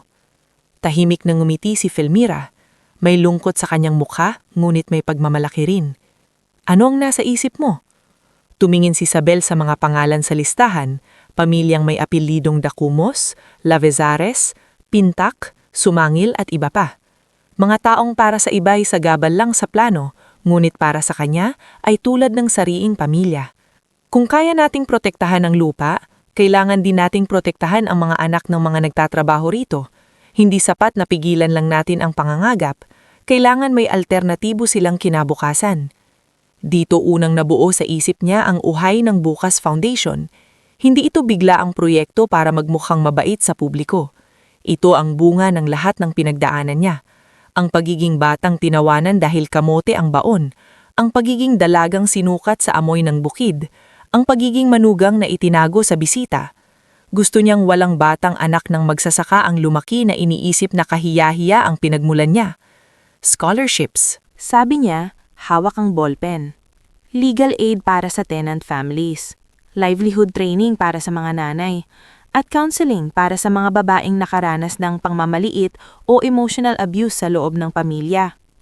Napatingin si Dr. Mirabeth sa kanya.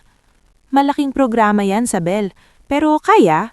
May mga partner universities akong pwedeng lapitan. May mga rural health volunteers din tayo. Ako ang bahala sa legal arm, dagdag ni Attorney Celso. Maraming magsasaka ang hindi lumalaban dahil hindi nila naiintindihan ang papeles na pinapapirma sa kanila. Si Oryx naman ay tumanggo. Maaari nating gamitin ang logistics network para sa livelihood products. Kung may gagawing rice cakes, organic snacks, woven packaging, kaya nating dalhin sa city markets. Habang nakikinig si Sabel, naramdaman niyang may bagong apoy sa dibdib niya. Hindi ito apoy ng galit, ito ay apoy ng layunin. Noon, gusto lang niyang tanggapin siya ng pamilyang Villacorta. Ngayon, mas malinaw na sa kanya. Hindi niya kailangang ipagsiksikan ng sarili sa pamilyang ayaw makita ang halaga niya. Maaari siyang bumuo ng mundong mas malawak, mas makatao at mas totoo. Ngunit, habang nagsisimula ang pagbangon ni Isabel, nagsisimula rin ang pagbagsak ng peking karangyaan ng mga Villacorta. Ilang araw matapos ang reunion, may lumapit kay Attorney Celso na dating accountant ng Villacorta Group. Ang pangalan niya ay Mauro Salcedo. Payat, may salamin at halatang ilang gabi nang hindi nakakatulog. Sa maliit na opisina ng kooperatiba, umupo siya sa harap ni Isabel at Celso, nanginginig ang kamay habang hawak ang flash drive. Hindi ko na kaya, sabi ni Mauro. Matagal ko nang alam na may mali sa land acquisition, pero may pamilya ako. Natakot ako mawalan ng trabaho. Hindi agad nagsalita si Isabel. Nakita niya sa mukha ni Mauro ang takot ng taong matagal nang binubuhay ng konsensya. Ano ang laman yan? Tanong ni Attorney Celso. Internal memos, payment records, may ilang pondo na dapat para sa relocation assistance pero hindi nakarating sa mga pamilya. May mga pangalan din ng fixers. Napahigpit ni Isabel ang gilid ng mesa. Sumunod na lumapit si Luningning Fajardo, dating HR assistant sa Villacorta Group. Dala niya ang kopya ng mga reklamo ng empleyadong tinanggal matapos kumontra sa ilang proyekto. Isang hapon naman, dumating si Ramilde Dacumos, dating tenant farmer na nawalan ng kabuhayan matapos piliting pumirma sa kasunduang hindi niya naiintindihan. Ma'am Sabel, akala namin wala kaming laban. Sabi nila, kapag hindi kami pumirma, wala kaming makukuha kahit piso. Naramdaman ni Isabel ang paninikip ng dibdib. Hindi na ito personal na laban lang ni Isabel. Mas malawak pala ang sugat. Mas marami palang taong matagal nang pinatahimik ng takot. Hindi ko po maipapangako na madali ito kay Ramilde. Pero nangangako ako, hindi na kayo mag-iisa. Habang dumarami ang testimonya, lalong nagkakagulo sa loob ng Villacorta Group. Nagpatawag ng emergency board meeting si Doña Marciana. Naroon si Leo, si Emeterio, ilang board members at si Tia Gregoria na kahit walang opisyal na posisyon ay laging nakikialam. Ang kailangan natin ay damage control, madiing sabi ni Marciana. Hindi natin hahayaang sirain ng mga aranja ang pangalan natin. Doon tumayo si Leo. Hindi mga aranja ang sinisira ng pangalan natin, tayo. Natigilan ng buong silid. Nanlaki ang mata ni Marciana. Leandro, umupo ka. Hindi ma, matagal na akong nakaupo. May bigat ang boses ni Leo. Sa unang pagkakataon, hindi siya nagmukhang anak na takot pagsabihan. Nagmukha siyang lalaking handang harapin ang sariling pamilya. I saw the files. May mga reklamo na hindi inaksyonan. May mga pamilyang tinakot. May mga pondo na hindi malinaw ang pinuntahan. At ang pinakamalala, ginamit natin ang pangalan ng kumpanya para iparamdam sa mga maliliit na tao na wala silang karapatang lumaban. Hindi mo naiintindihan ang negosyo, singhal ni Marciana.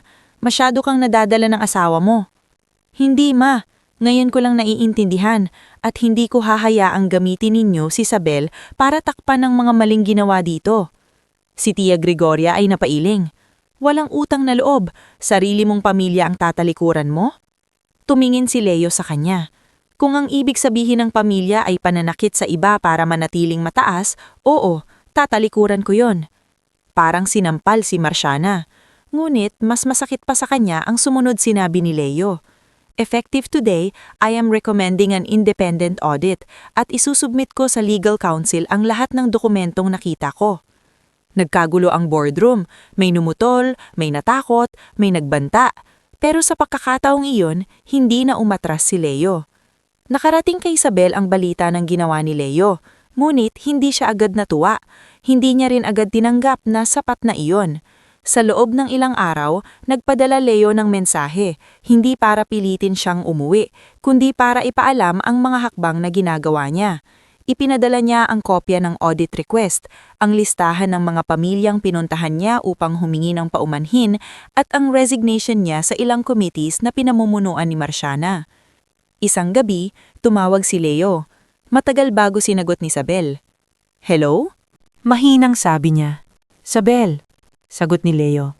Halatang pagod ang boses. Hindi ako tatawag para sabihing patawarin mo ako. Gusto ko lang malaman mo na nagsimula na ang audit. Nalaman ko, sagot ni Isabel. Alam kong huli na. Hindi ko alam kung huli na, sabi niya. Pero alam kong matagal. Natahimik si Leo. Tama ka. May ilang segundo ng katahimikan. Hindi ito tulad ng dati na puno ng pag-iwas. Ngayon, kahit masakit, may katotohanan. Leo, sabi ni Isabel, hindi ko kailangan ng asawang lalaban lang kapag sigurado siyang mananalo. Kailangan kong malaman kung kaya mong mawala ang lahat ng palakpak ng pamilya mo at manatiling tama pa rin ang pinipili mo. Kaya ko, sagot niya, pero hindi mayabang. At kung hindi mo pa kayang maniwala, patutunayan ko. Hindi sumagot si Isabel ng sige. Hindi rin siya nagsabing mahal niya ito. Tinapos nila ang tawag ng payapa, ngunit may distansyang kailangang igalang. Sa mga sumunod na linggo, formal na inilunsad ang Uhay ng Bukas Foundation sa covered court ng San Isidro. Hindi ito marangya tulad ng reunion ng Villacorta, ngulit punong-puno ng tao. May mga magsasaka, guro, estudyante, nanay na may danang bata, lokal na lider, at dating empleyado ng Villacorta na gustong tumulong. Nandoon si Aling Criselda na nagpaalam muna sa trabaho para suportahan si Isabel. Nandoon din si Benicio, kasama ang kanyang asawa at 2 anak. Ma'am Sabel, sabi ni Benicio habang nahihiya, kung may scholarship po kalubalang araw, baka pwedeng mag-apply ang panganay ko. Masipag po siya. Napaluha ang driver. Hindi ko po alam ang sasabihin. Sabihin mo sa anak mo wag siyang mahihiyang mangarap, sagot ni Isabel. Si Iskra naman, pinsan ni Leo na matagal na ring takot kumontra sa pamilya, ay dumating din. Simple lang ang suot niya. Malayo sa dating palaging sunod sa dress code ni Marciana. Lumapit siya kay Sabel na halatang kinakabahan. Sabel, sabi ni Iskra, pasensya na, marami akong narinig noon. Marami akong gustong sabihin pero natakot ako. Tinignan siya ni Sabel. Hindi madali ang magpatawad, ngulit nakita niya sa mata ni Iskra ang totoong pagsisisi. Ano ang gusto mong gawin ngayon? Tanong niya. Gusto kong tumulong. Marunong ako sa grant writing. May contacts ako sa education sector. Kung tatanggapin mo ako, gusto kong gamitin yun dito. Doon unang ngumiti si Isabel ng magaan. Kung handa kang magtrabaho ng hindi lang pang picture, kailangan ka namin. Tumawa si Iskra. May luha sa mata. Handa ako. Ang foundation ang naging simula ng bagong pangalan ni Isabel. Hindi na siya simpleng asawa ni Leo sa mga usapan. Hindi na siya anak ng magsasaka na ginagamit bilang insulto. Siya na si Isabelina Arandia, tagapagtatag ng programang nagbibigay boses sa mga anak ng bukid. Ngulit sa kabilang dulo, patuloy na nahuhubaran ng kapangyarihan si Doña Marciana. Lumabas ang resulta ng preliminary audit. May sapat na basehan para imbestigahan ang ilang kontrata. Umatras ang 2 investor sa resort project. Naglabas ng statement ang ilang board members na sumusuporta sa independent review. Si Emeterio ay pansamantalang sinuspende. Si Tia Gregoria ay nagalit at sinabing pinagtutulungan sila ng mundo. Kasalanan ito ni Isabelina, sigaw ni Gregoria sa sala ng mansyon. Kung hindi siya nagpakitang gilas sa reunion, hindi tayo mapapahiya. Nandoon si Leo. Nakatayo malapit sa hagdan. Hindi siya ang gumawa ng mali, tiya. Siya lang ang nagpakita ng mali. Pinagtatanggol mo pa rin siya? Singhal ni Marciana. Namumula ang mata. Dahil sa kanya, nawawala sa atin ang lahat. Hindi, ma. Mahinang sabi ni Leo. Dahil sa mga ginawa natin, nawawala sa atin ang lahat. Hindi niya matanggap ni Marciana. Para sa kanya, mas madaling sisihin si Isabel kesa harapin na ang sariling kayabangan ang nagdala sila sa banging. Ngunit habang lumilipas ang mga araw, mas kakaunti ang tumatawag sa kanya.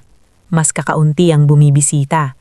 Ang mga dating kaibigan na nakikipaghalikanan sa pisngi niya sa mga party ay bigla naging abala. Ang mga kamag-anak na dating nakikinabang sa pangalan niya ay nagsimulang dumistansya. Isang hapon, sa gitna ng lumalalang krisis, pumunta si Marciana sa San Isidro. Walang kasamang media, walang bonggang sasakyan, maliban sa isang itim na sedan. Nang bumaba siya sa harap ng opisina ng Uhay ng Bukas Foundation, napatingin ng ilang tao.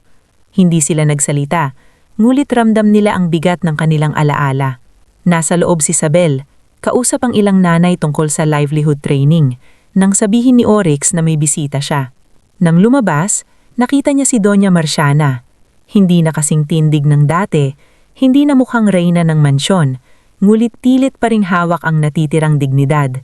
May kailangan po ba kayo? Tanong ni Isabel. Matagal bago sumagot si Marciana. Tumingin siya sa paligid, sa mga batang nagbabasa sa maliit na silid, sa mga magsasakang pumipirma sa legal aid forms, sa mga babaeng nag-aayos ng produktong ibebenta. Parang ngayon niya lang nakita ang mundong matagal niyang tinawag na mababa. Gusto kitang makausap, sabi niya. Dinala siya ni Isabel sa maliit na meeting room. Walang mamahaling chandelier doon, walang marmol.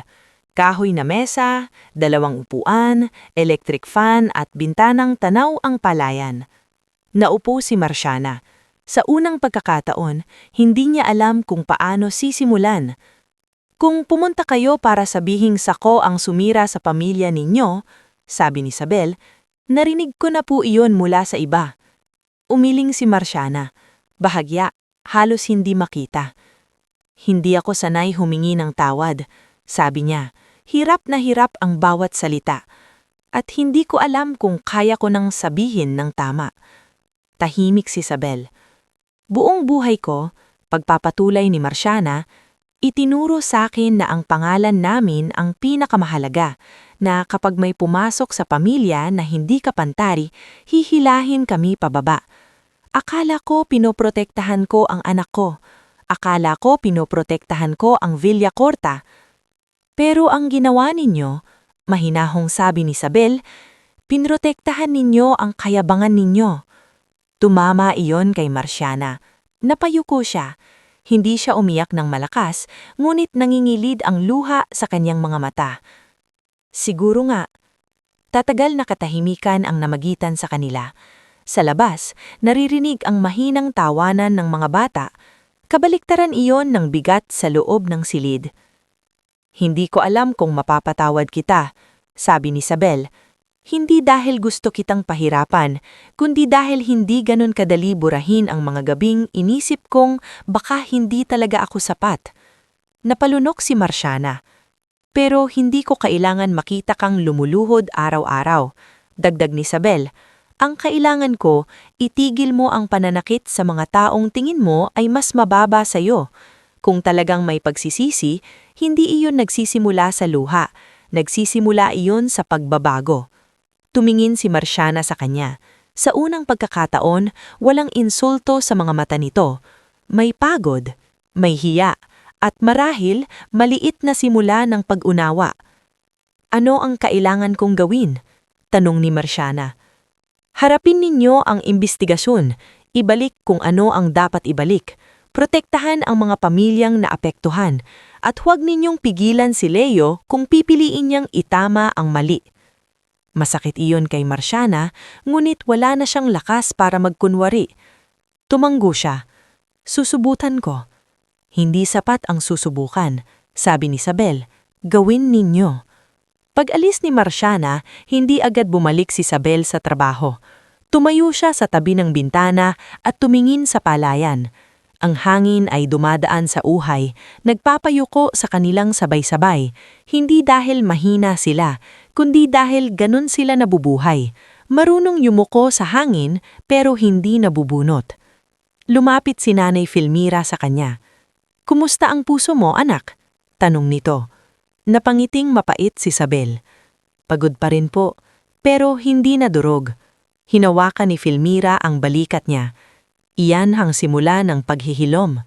Sa gabing iyon, habang abala ang foundation sa unang listahan ng scholars at legal aid beneficiaries, nakatanggap si Isabel ng mensahe mula kay Leo. "Hindi ko alam kung kailan mo ulit hahayaan akong lumapit, pero bukas pupunta ako sa Dacumos family para humingi ng tawad at pakinggan sila. Hindi para sa camera, hindi para sa board, para sa dapat matagal ko nang ginawa." Matagal na tiningnan ni Isabel ang mensahe.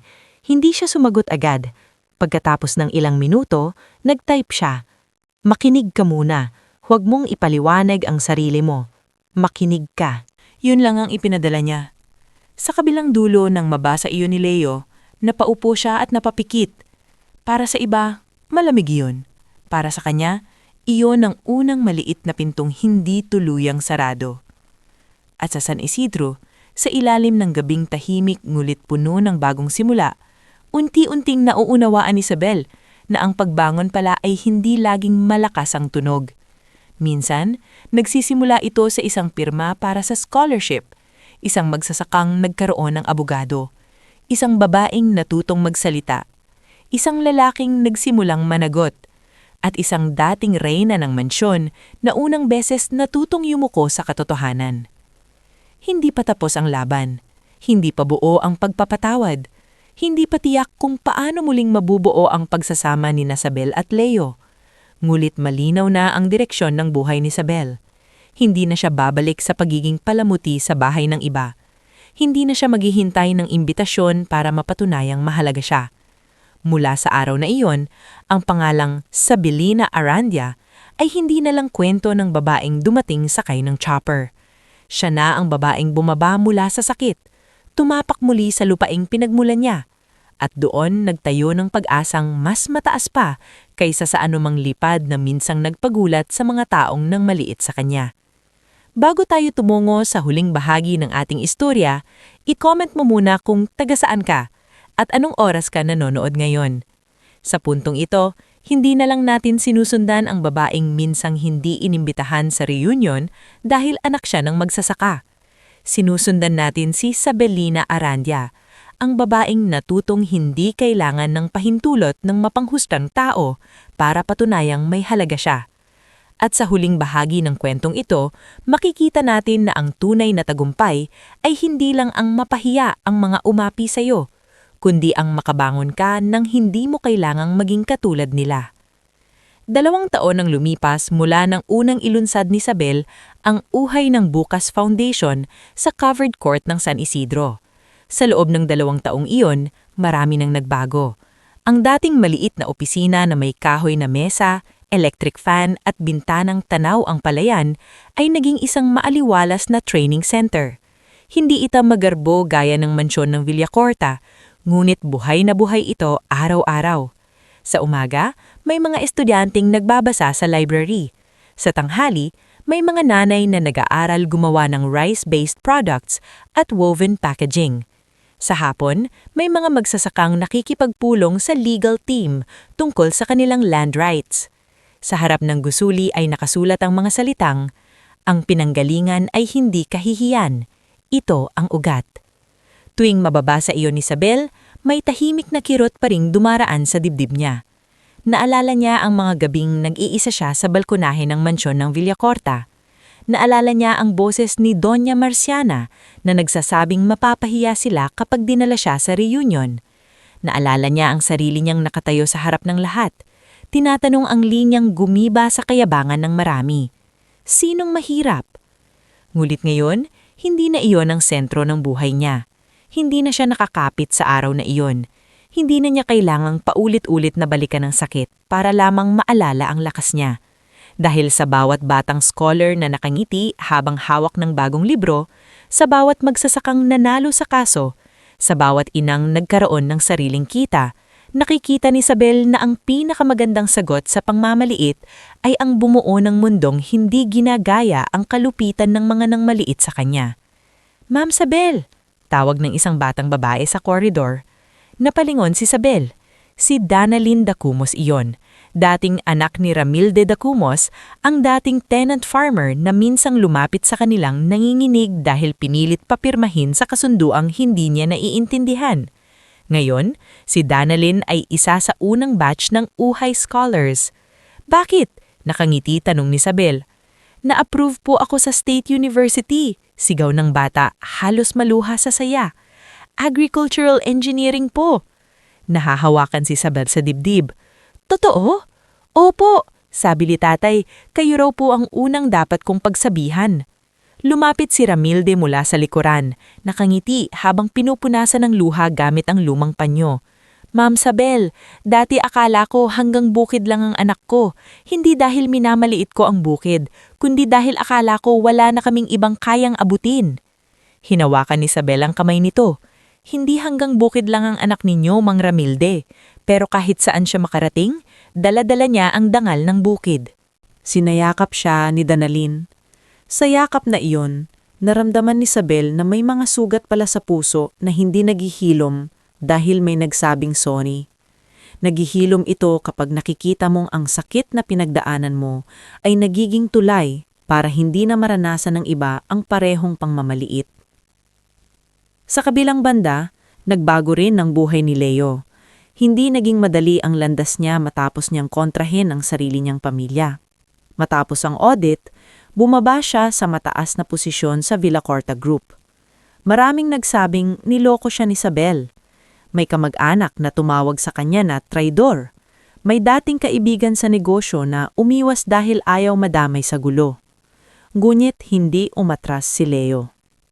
Sa halip na manatili sa opisina at magpadala lamang ng donasyon, pinili niyang magsimula sa pinakamababang paraan na kaya niyang tanggapin, bilang ordinaryong coordinator sa Uhay ng Bukas Foundation.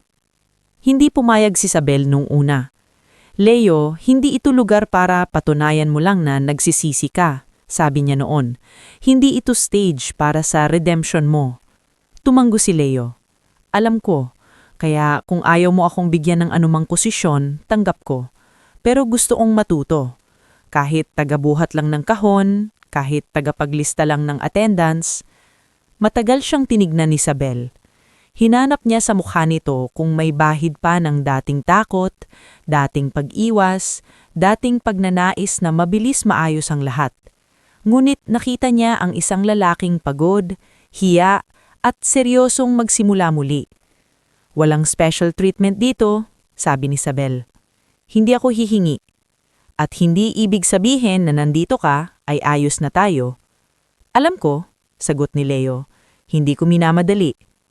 Mula noon, nakita ng mga tao si Leo sa mga gawaing hindi niya kinalakihan.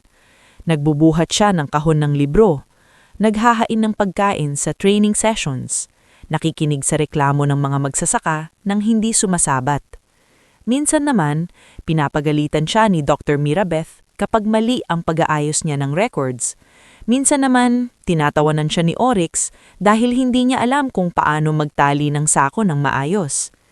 "Sir Leo, hindi lahat nadadaan sa corporate strategy," biro ni Oryx habang inaayos ang buhol. "Minsan kailangan lang matibay ang pagkakatali." Ngumiti si Leo. "Mukhang pati buhay ko ay kailangan ding matutong itali ng tama." Unti-unting nagbago ang tingin sa kanya ng mga tao.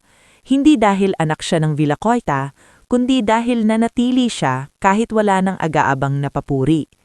Si Benicio, na ngayon ay volunteer driver ng foundation tuwing weekend, minsan ay nilapitan siya habang nag-aayos sila ng upuan. "Sir Leo," sabi nito, "noon po naiinis ako sa inyo." Napahinto si Leo. "Naiintindihan ko. Kasi nakikita ko si Ma'am Isabel na umiiyak tapos kayo parang walang magawa." Napayuko si Leo. "Wala akong depensa roon." Tumanggo si Benicio. "Pero ngayon, nakikita ko rin po kayong sinusubukang bumawi. Hindi ko po alam kung kailan sapat iyon, pero siguro importante na hindi kayo tumigil." Ang simpleng salitang iyon ay tumatak kay Leo. Dahil iyon din ang natutunan niya. May mga mali na hindi nababayaran ng isang malaking gawa. Kailangan itong tumbasan ng araw-araw na pagpili ng tama. Samantala, ang pamilyang Villacorta ay tuluyang dumaan sa pagyanig. Lumabas ang buong resulta ng independent audit. Napatunayang may maling pamamalakad sa ilang land acquisition projects. Si Ebiterio Lacsina ay tuluyang tinanggal at naharap sa kasong may kinalaman sa misappropriation ng relocation funds. Si Tia Gregoria, na lumabas na may papel pala sa ilang pressure tactics sa tenant families, napilitang pumasok sa settlement agreement at magbalik ng perang hindi dapat napupunta sa kanya. Si Melchora naman ay unti-unting nawala sa mga pagtitipon, hindi dahil parusa iyon ng batas, kundi dahil hindi na siya pinapansin ng mga taong dati niyang pinapahanga sa tsismis. Si Doña Marciana ang pinakamabigat ang pagbagsak. Hindi siya nakulong dahil pumayag siyang makipagtulungan sa investigasyon, magbigay testimonya laban sa ilang fixer, at pumirma sa pagbabalik ng ilang lupang napasa kamay ng kumpanya sa hindi patas na paraan. Ngunit nawala sa kanya ang chairmanship, nawala ang kontrol sa board, nawala ang mga kaibigan na nakapaligid lang pala nung makapangyarihan siya. Sa simula, galit pa rin siya. May mga gabing sinisisi niya si Isabel. May mga umagang sinasabing nalamon na raw ang konsensya ni Leo. Ngunit habang unti-unti siyang nawawalan ng kakapitan, unti-unti ring lumitaw ang katahimikan na matagal niyang iniiwas. Sa katahimikang iyon, wala siyang ibang narinig kundi ang sarili niyang mga salita noon. Anak ng magsasaka iyon, mapapahiya lang tayo. Isang araw, dumalo si Doña Marciana sa community hearing sa San Isidro bilang bahagi ng settlement. Hindi ito ginawa sa hotel o opisina. Ginawa ito sa mismong covered court kung saan inilunsad ang foundation. Nandoon ang mga magsasaka, dating empleyado, ilang board representative, si Attorney Celso, si Dr. Mirabeth, si Nicanor, si Felmira, si Leo, at si Isabel. Nang tinawag ang pangalan ni Doña Marciana, tumayo siya. Simple ang suot niya, wala ang dating perlas sa leeg, wala ang matalim na ningning sa mata. Sa harap niya, nakaupo si Ramilde Dacumos at iba pang pamilyang naapektuhan.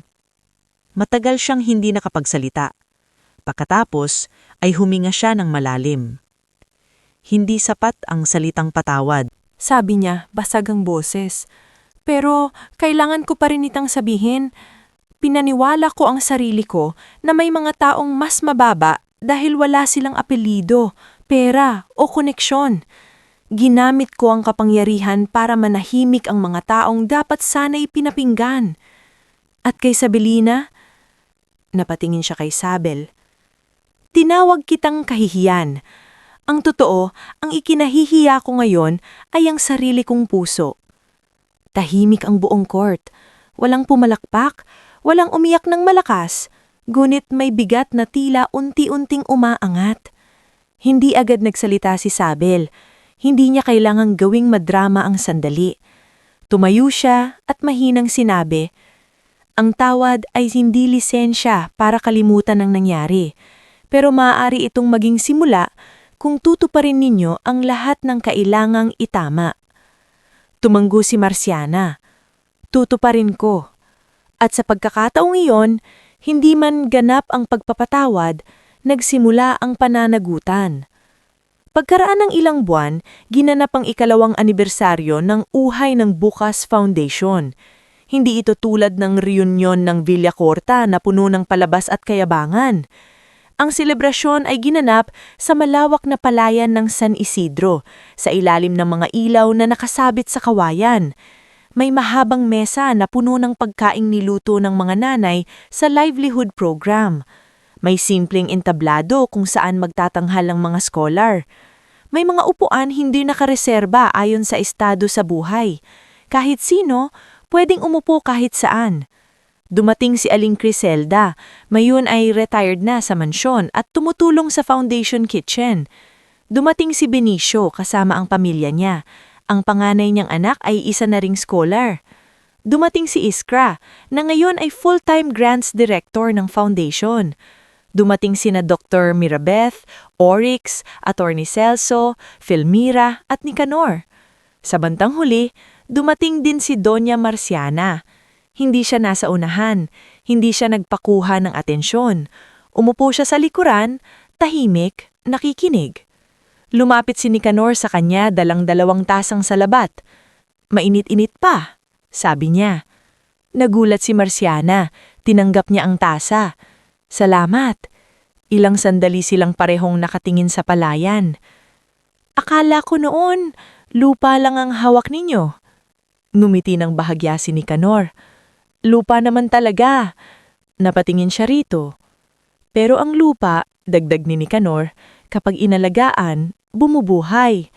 Kapag inangkin ng walang respeto, naniningil. Napayuko si Marciana.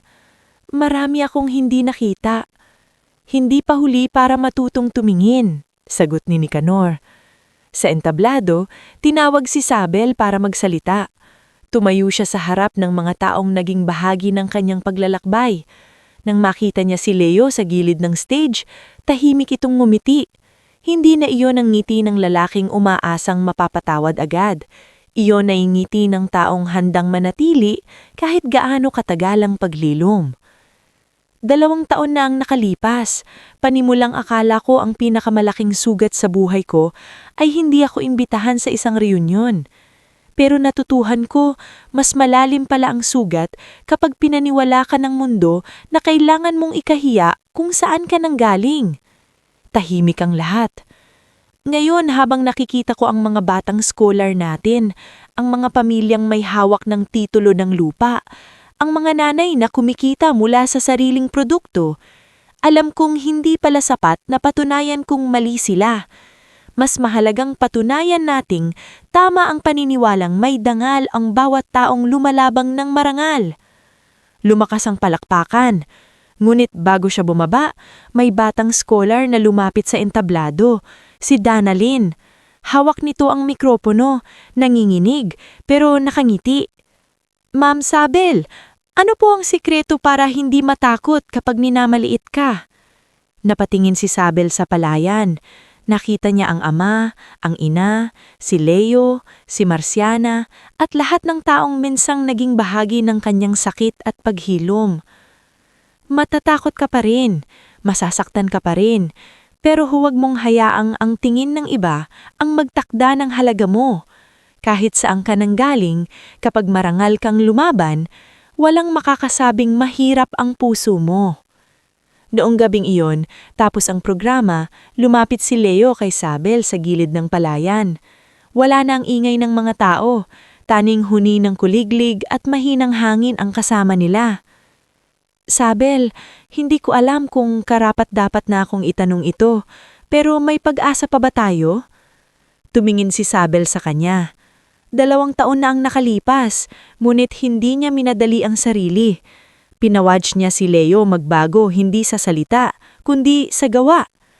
Nakita niya itong makinig sa mga taong dating hindi nitong naririnig. Nakita niya itong tanggapin ang galit nang hindi nagtatanggol. Nakita niya itong piliin ng tama kahit nasaktan ang sariling pangalan. Hindi na tayo babalik sa dati, sabi ni Sabel. Napayuko si Leo. Alam ko. Hinawak ni Sabel ang kamay niya. Pero pwede tayong magsimula sa bago.